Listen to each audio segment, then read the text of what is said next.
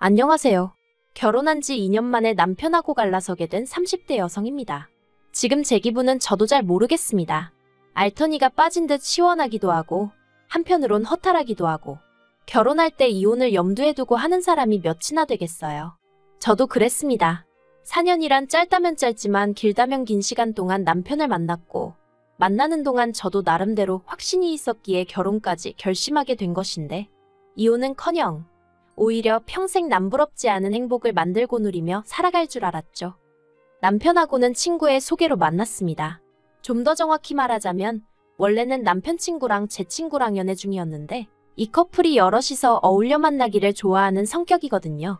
그래서 그 둘이 남편과 저도 한번 만나보라며 소개 자리를 만들어준 거예요. 저희가 만약에라도 사귀게 된다면 더블 데이트도 하고 그러면 같이 캠핑도 하고 여행도 다니고 재밌을 것 같았다면서요.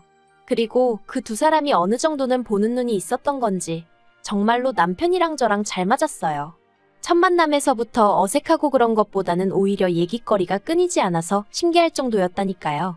그래서 이후로 저희는 누가 먼저랄 것 없이 연락을 주고받고 만남을 이어가다가 본격적으로 사귀기 시작했죠. 그런데 친구들도 몰랐던 사실이 있었던 게 그건 바로 남편의 집안 형편이라던가 가족관계라던가 그런 거야 사실 어지간한 친구 사이가 아니면 파악하기 쉬운 건 아니잖아요. 그렇다고 그런 걸 대놓고 묻는 것도 흔치 않은 일이고 그래서 친구들이 알면서도 저에게 말을 안 했다거나 속였다곤 생각하지 않아요. 저도 처음엔 결혼 생각을 하고 만났던 게 아니다 보니 그런 것까진 궁금하지도 않았고요. 그런데 사귄 지 3년이 넘어갔을 때부턴 남편이나 저나 적은 나이도 아니고 하다 보니 양가에서 사귀는 사람이 있으면 한번 데리고 와보라던가 결혼 생각은 있는 거냐던가 말이 나오기 시작했죠. 그러면서 이제 남편하고 이런저런 이야기를 하다가 시댁에 관해서도 여러 가지를 알게 됐네요. 일단 듣기에 시부모님은 그냥 평범하신 분들 같았어요. 아버님은 50대 중반이 되셨을 무렵 건강상의 문제로 다니던 회사를 나오셨고 이후로는 그냥 무리하지 않는 선에서 지인분 사무실에 나가고 계신다 했죠. 어머님은 평생 전업주부로 사셨고요. 남편은 그런 시부모님께 유난히 잘하려고 드는 아들도 아니었고 그렇다고 저희가 연애를 하는 동안 두 분한테 자주 연락이 온다던가 그런 것도 없었습니다. 그래서 솔직히 남편과 시부모님의 관계라던가 그런 부분에 있어서는 별 걱정은 하지 않았네요. 그리고 좀 조심스러웠지만 남편에게 시부모님의 노후는 준비가 되어 있는지 묻기도 했었는데 그래도 회사 생활을 꽤 오래 하셨으니까 연금 나올 것도 있고 그렇다며 걱정하지 말라고 하더라고요. 결혼할 때 집은 못 해주셔도 어느 정도 도와주실 거라 하셨다면서요.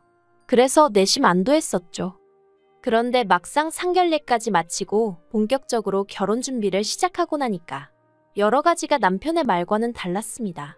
특히나 어느 정도 도와주실 거라던 그 부분은 남편은 자기도 전혀 몰랐다 상상도 못했다 했는데 시부모님이 모아두신 돈이 하나도 없다고 하시는 거예요. 오히려 살고 계신 집을 담보로 받은 대출까지 있어서 그거나 다 갚고 죽을 수 있을지 모르겠다 하시면서 그 얘기가 나왔던 게 상견례 마치고 일주일도 안 되었을 때였거든요. 결혼 관련해서 이야기 좀 하자 하셔서 남편하고 시댁을 찾았던 자리였고요. 아무튼 남편이 진짜 엄청나게 화를 냈습니다. 이런 중요한 이야기를 왜 그동안 자식들하고 아니 하다못해 장남인 저하고 상의 한번 한 적이 없으시냐 하면서 상견례 때는 그럼 거짓말하신 거냐고? 차라리 못 보태주실 것 같으면 못 보태주신다고 솔직히 말씀이나 하시지. 그 자리에선 1억을 해주네 어쩌네 하시지 않았냐? 정말 어쩌려고 그러신 거냐? 어찌나 남편이 전에 없는 모습으로 화를 내던지 오히려 제가 남편을 말려야 하나 싶을 정도였어요. 그런데 어머님 아버님은 막말로 우리가 대출을 받던 도박을 하던 장남이나마나 너한테 손 벌릴 것도 아닌데 왜 너한테 얘기를 했어야 하냐며 얘기했으면 뭐가 달라졌겠냐? 네가 돈을 해줬을 거냐 하시며 더 큰 소리를 내셨습니다. 그러니까 남편도 지금 하신 말씀 책임지시라며 자기는 절대 그 빚에 대해선 한 푼도 못 해드린다 어쩐다 그러더라고요. 솔직히 남편이 시부모님을 상대로 불같이 화를 내는 걸 보고 나니까 저는 시부모님과 남편을 별개로 생각할 수밖에 없었고 그래서 남편에게 화는커녕 싫은 소리조차 할 수 없었습니다. 제 속도 속이지만 남편 속이 말이 아니겠구나 싶은 게 오히려 어떻게 위로를 해줘야 좋을까 싶더라고요.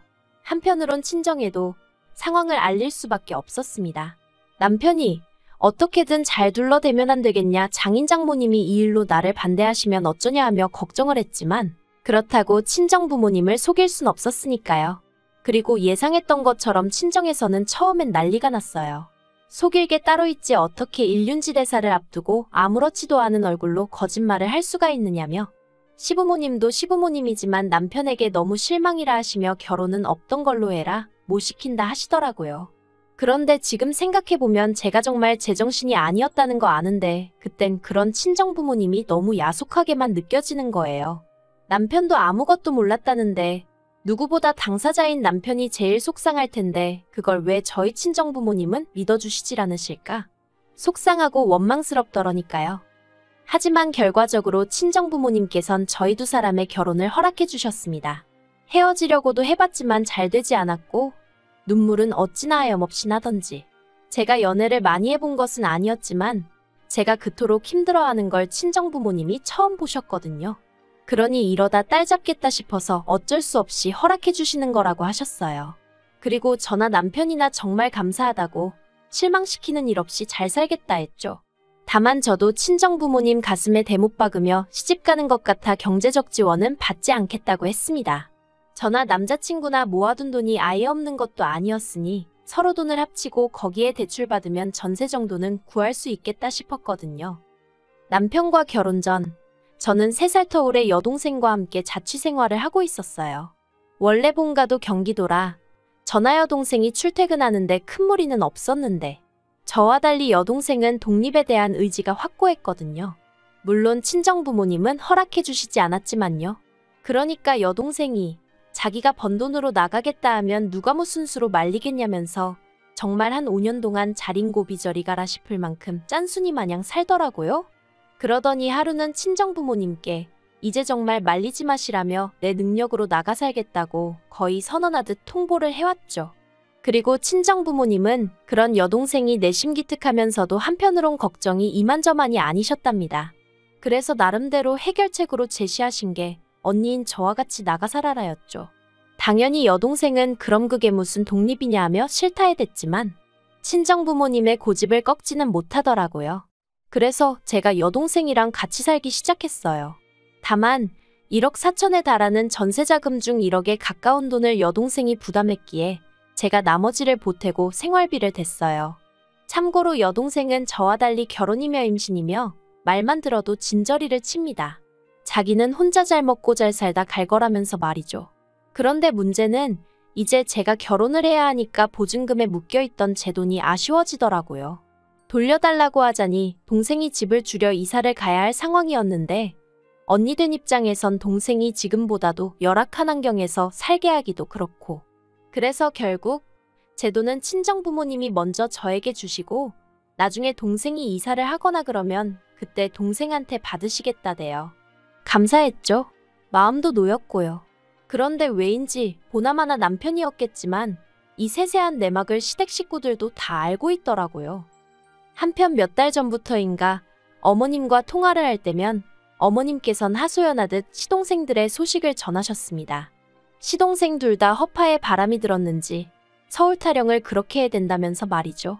그리고 그럴 때마다 저는 솔직히 찜찜한 마음을 감출 수가 없었어요.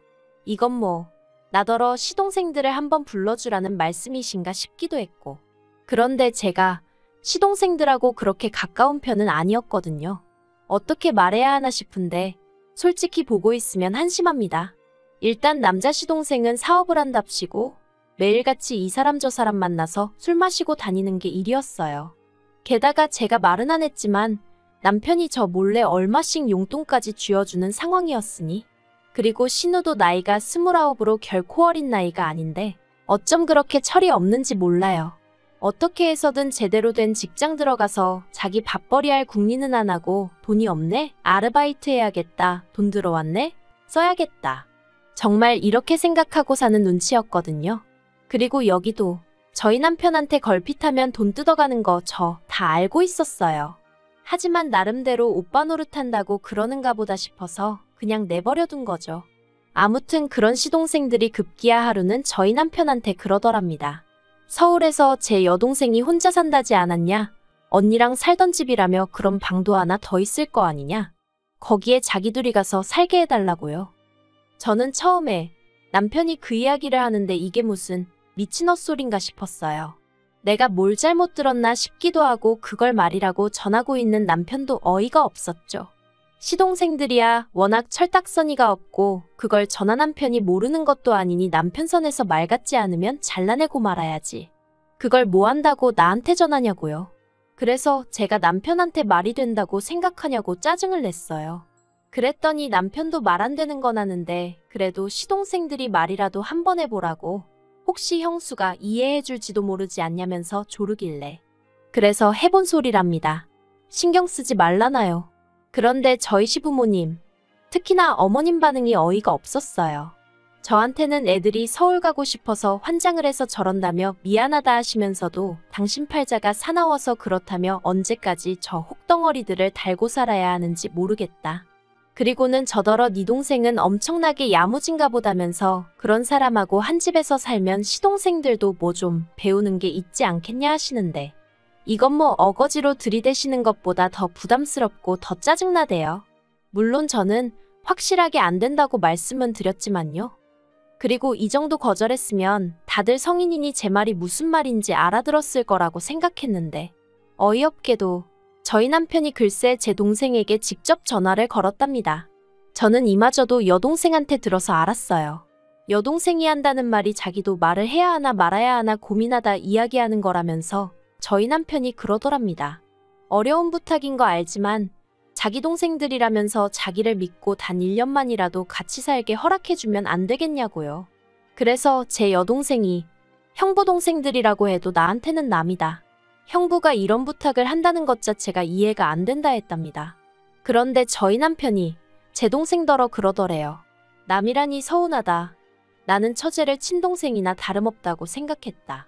그리고 어차피 처제는 아침에 출근했다 저녁 늦게 나야 집에 오고 그럼 대낮엔 빈집이나 마찬가지인데 서로 마주할 만한 시간도 없을 거다. 저희 남편이 어찌나 억지를 쓰던지 결국 듣다 못한 제 여동생이 저희 남편더러 형부 이러시는 거 너무 불편하니까 앞으로 이런 이야기 하실 거면 연락하지 말라고 그랬답니다. 그랬더니 저희 남편이 제 여동생더러 이제 보니 은근히 말하는 거 싸가지가 있네 없네 하면서 진짜 실망이라고 자기는 반대 경우였으면 자기 동생들을 때려서라도 처제 데리고 살라고 했을 거라며 서운하네 어쩌네. 이 이야기를 전하는 내내 저는 비록 전화기 너머로 동생의 얼굴은 볼 수 없었지만 동생이 얼마나 화가 났을지 어이가 없었을지 오롯이 느낄 수 있었고 그럴수록 저는 동생 볼낯이 없다는 생각에 화끈거리고 온몸이 부들부들 떨리기까지 했어요. 부모님한테도 말씀드렸냐니까 그랬다간 형부 맞아 죽을까봐 안 했다는데 이걸 고맙다고 해야 하나 싶고 그래서 일단은 정말 미안하다고 몇 번이나 사과했습니다. 동생은 동생대로 언니도 참 어렵게 산다 하는데 진짜 쪽팔렸다니까요.